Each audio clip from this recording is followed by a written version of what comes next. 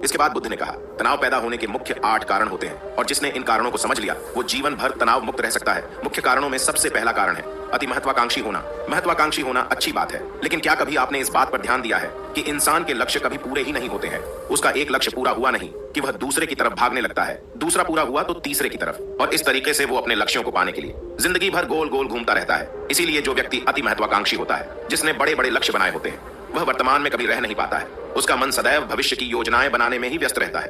उसका शरीर तो वर्तमान में रहता है, लेकिन मन भविष्य में ही रहता है, जिससे मन और शरीर के बीच दूरी पैदा हो जाती है और वह तनाव भरी जिंदगी जीने लगता है। बुद्ध के मुंह से यह बात सुन उस लड़के ने कहा, है बुद्ध, तो फिर इसका मतलब है कि हमें लक्ष्य नहीं बनाना चाहिए, क्योंकि लक्ष्य बनाना भी तो महत्वाकांक्षा ही है। इस पर बुद्ध ने कहा, जीवन में लक्ष्य बनाना कोई गलत बात नहीं है, लेकिन समस्या तब उत्पन्न होती है जब वो अपना पूरा ध्यान उस लक्ष्य से मिलने वाले परिणाम पर ही लगा देते हैं और उसके परिणाम की चिंता करते रहते हैं। व्यक्ति को वर्तमान में जीना आना चाहिए। आप लक्ष्य बनाइए और उस लक्ष्य की प्राप्ति के लिए कड़ी मेहनत करिए, लेकिन साथ ही साथ आपको इस बात का भी ज्ञान होना चाहिए कि आप अभी वर्तमान में जी रहे हैं और वर्तमान ही सत्य है। बुद्ध ने आगे कहा, तनाव का दूसरा सबसे बड़ा कारण है ईर्ष्या करना है। जब व्यक्ति ईर्ष्या और जलन से भर जाता है तो उसका मन अंदर से सड़ने लगता है। ईर्ष्या एक आंतरिक घाव है। आंतरिक घाव यानी मन का घाव।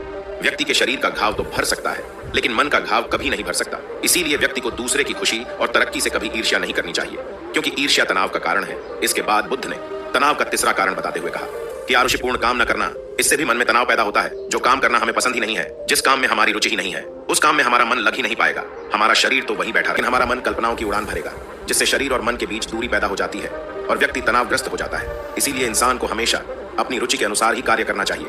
अगर व्यक्ति ने यह पता कर लिया कि उसे कौन सा काम करना पसंद है और वो उसी काम को अपने जीवन का लक्ष्य बना लेता है, तो फिर वो काम उसके लिए काम नहीं बल्कि एक खेल बन जाता है।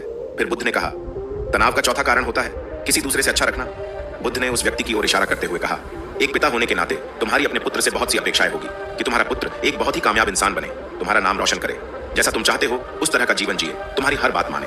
लेकिन क्या आज तक कभी किसी की सारी अपेक्षाएं पूरी हुई है?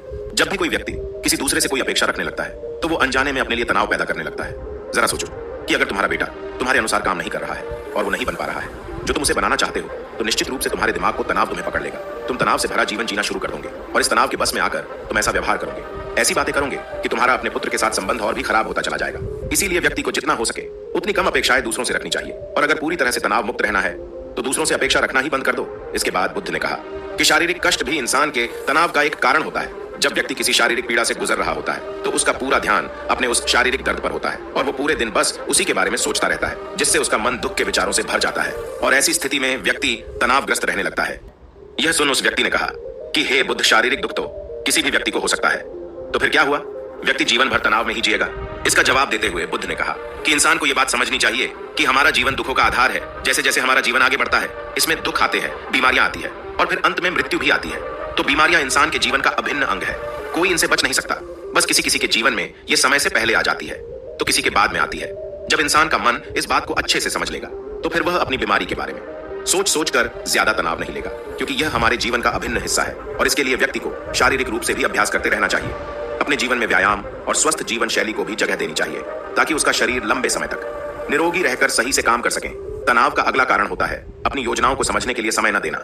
कुछ लोगों के दिमाग में कोई विचार आया ही नहीं कि वो बिना सोचे समझे उस पर काम करना शुरू कर देते हैं, और जब उस काम में उन्हें असफलता मिलती है तो वह तनाव से भर जाते हैं, क्योंकि उन्होंने उस काम को शुरू करने से पहले उसके बारे में पूरी जानकारी इकट्ठा नहीं की थी। इंसान को कोई भी काम शुरू करने से पहले उसके अच्छे और बुरे परिणामों के बारे में ठीक से सोच विचार कर लेना चाहिए।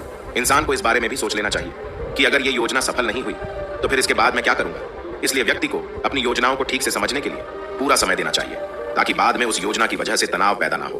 तनाव का 7वां सबसे बड़ा कारण है टाल मटोल करना, आज के काम को कल पर टालना। आप लोगों ने यह कहावत तो सुनी होगी कि आलस्य इंसान के शरीर का सबसे बड़ा शत्रु है। इंसान आलस्य की वजह से आज के काम को कल के लिए टाल देता है और फिर काम को टालना उसकी आदत बन जाती है। काम को कल पर टालने वाले व्यक्ति का काम कभी भी समय पर पूरा नहीं हो पाता है, और अगर किसी तरह से पूरा हो भी जाता है तो वह उतना अच्छा नहीं हो पाता है जितना अच्छा उसे किया जा सकता था, और फिर यह बात व्यक्ति के अंदर तनाव पैदा करती है। लेकिन काम को टालना या काम को एकदम अंत समय पर करना एक आदत है, इसीलिए व्यक्ति ना चाहते हुए भी बार बार अपनी इस आदत का शिकार बन जाता है और काम को टालता रहता है, और फिर जब काम की समय सीमा पास आ जाती है तो वह तनाव से भरकर काम को पूरा करने का प्रयास करता है। इसीलिए तनाव मुक्त रहने के लिए व्यक्ति को काम को टालने की आदत छोड़नी पड़ेगी, और यह तभी संभव है जब व्यक्ति काम को समय से पहले खत्म करने का निश्चय करे। सबसे आखिरी और सबसे प्रमुख कारण जो तनाव का होता है वो है ज्यादा सोचना।